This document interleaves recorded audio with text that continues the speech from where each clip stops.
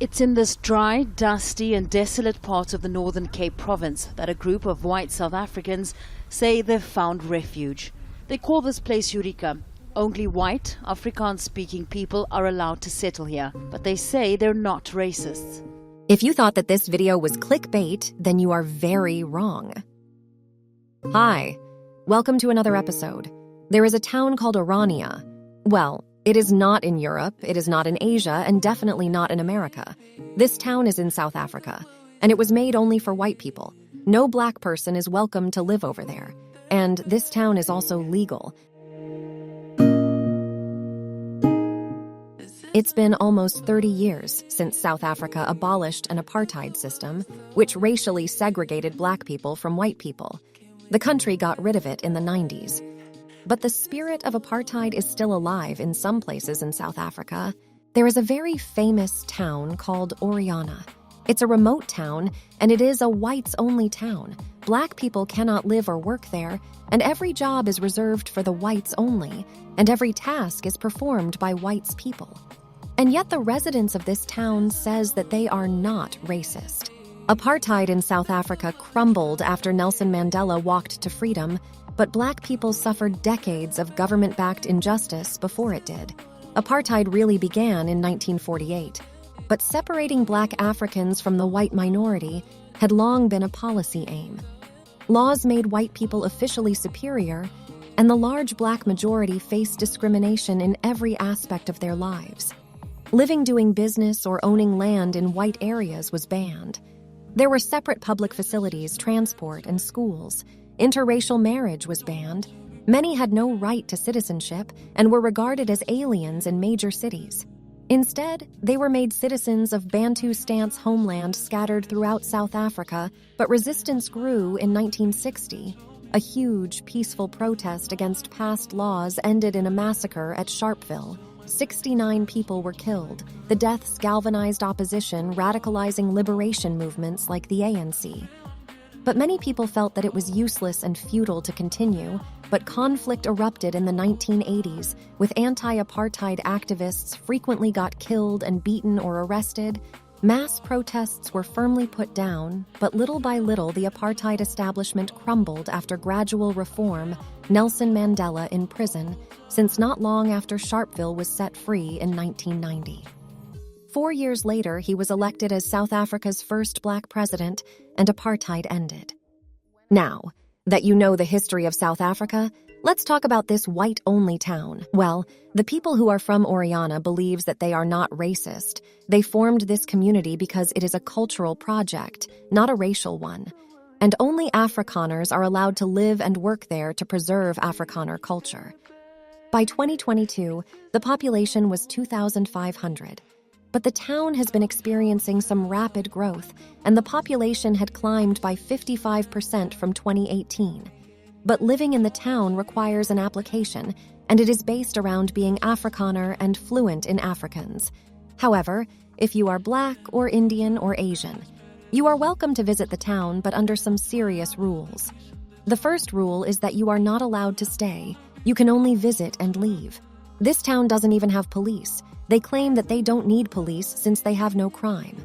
South African currency is called rand or ZAR, but Oriana has its own currency, and their currency is called the Ora.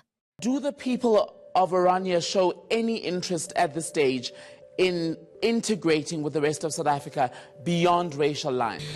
Well, I can tell you this, Tembegile, that the more conversations I have with the residents of Oriana, the more to me that integrating into South Africa is something that they're not averse to. But I have a pleasure now, Tembegile, to actually speak to young people. In fact, they're young, up-and-coming business people. They live here in Oriana. So let's find out from them. Did you move here alone? And what interested you about Oriana? Yes, I moved here 6 months ago alone. Am I correct? Yes. Where are your parents? My parents are still in Pretoria. They don't have any aspirations of coming to live in Oriana? I think they might. It's their own choice. What attracted you to Oriana? I want to start my own business. So, And this is the place to do it Yes. with only 1,600 residents? this is the perfect opportunity to do it. These guys are very serious about this. They plan to take its independence to the next level by generating their own electricity 24/7. They have already 900 kilowatt solar plant that supplies electricity to residents during the day. So, who is the leader of all this? Well, his name is Karel Willem Hendrik Boshoff. He is a South African politician, and he is famous for being the leader of the town. Nobody really knew him until he started this town.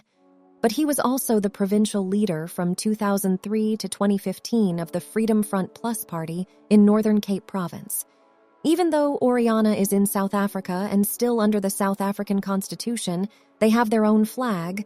The flag was adopted back in 2004, which is in the former South African national colors of orange, white, and blue. The flag is divided vertically, with a blue stripe nearest the hoist, which is approximately 25% of the length of the flag, and an orange stripe comprising the remainder of the fly.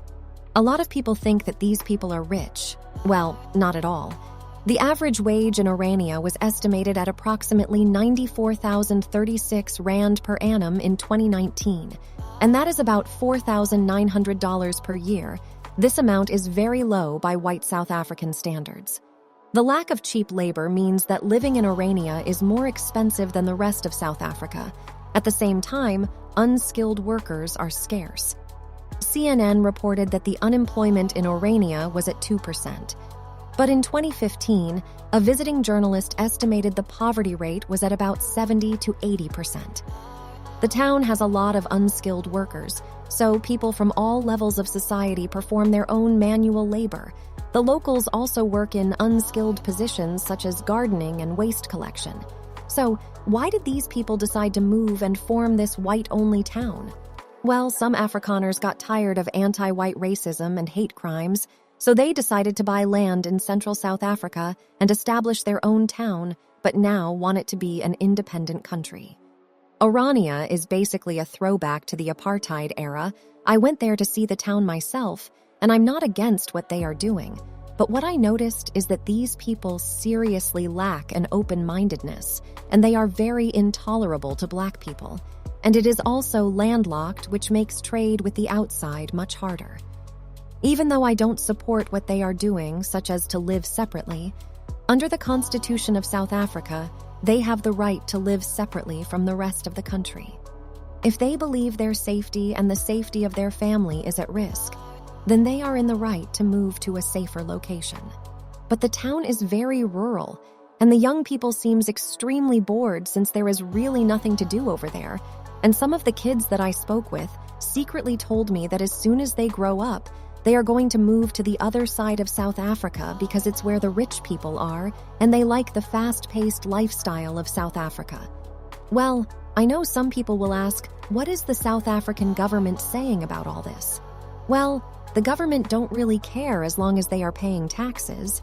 What funny is the fact that Oriana is pretty self-sufficient as a town, producing most of what it needs, from pecan nuts to vegetables. It also rears livestock and takes care of its electricity infrastructure, yet it pays taxes to the South African government. Oranians are South Africans, and they pay taxes like any other South African citizen on a national and provincial level. However, they have their own local authority special status, even though they fall inside the area of a South African municipality. So local rates and taxes, including water and electricity, are administered by the Oriana Representative Council. Most South Africans don't really care about Oriana, let alone Black South Africans. The only people who care about Oriana are the people who just want to go there because they're not allowed in, but won't know what to do once they're in there. I went there and stayed for like 12 hours. The only thing I can tell you is that the old white people are very happy over there. I think it because they're lived in the apartheid era, so they are comfortable living like that. But the young people, especially the young girls and boys that I spoke with, told me that they really want to move out to big cities like Cape Town because they do see it on TV and they would love to live there near the beach. Well, this is the end of the video. If you liked this video, then please support me by subscribing to my channel, and please make sure to smash that like button so that YouTube can recommend this video to more people. Thanks for watching.